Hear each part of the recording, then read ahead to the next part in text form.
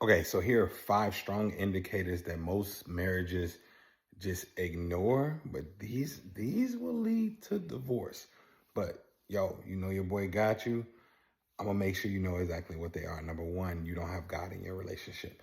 And the reason why this is not just a cliche, the reason why this is important, because if you have God, God becomes the governor of you all, of how you treat each other, of what happens in the relationship.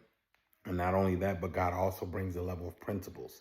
For instance, principles like what happens in the Galatians, the fruit of the Spirit, love, joy, peace, long suffering, all of those things. Principles that we see in Corinthians where it says love is patient, love is kind, love does not keep record of wrong, love is, love is not boastful. All of those things, right?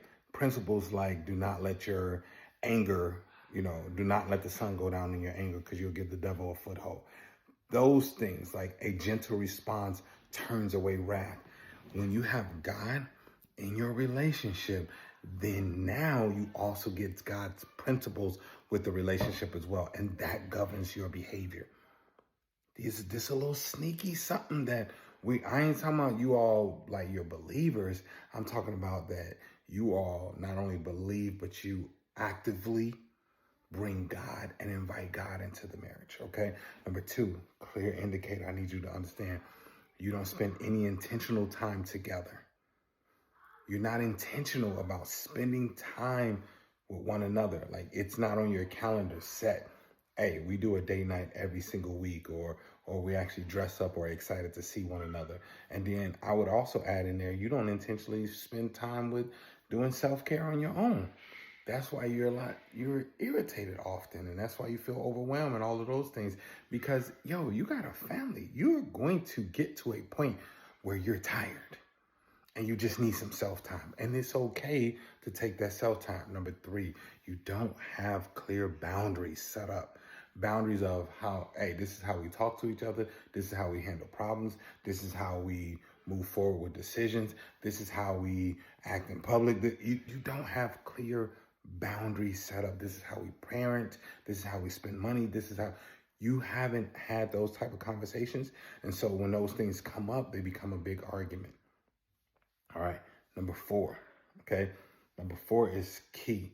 You haven't created a safe environment to have conversations like what the boundaries should be. You need to have a safe environment, meaning what does it look like in our home when we want to bring up certain issues? All right. What does it look like in our home when we want to show love or demonstrate love?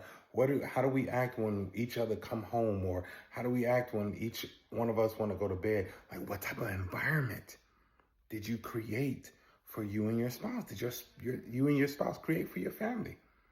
That's important. You want to create a safe environment where conversations can happen, joy can happen, and you're not afraid of, one or the other popping off or anything like that. And number 5 is you all get into, I don't say argue, we say intense fellowships.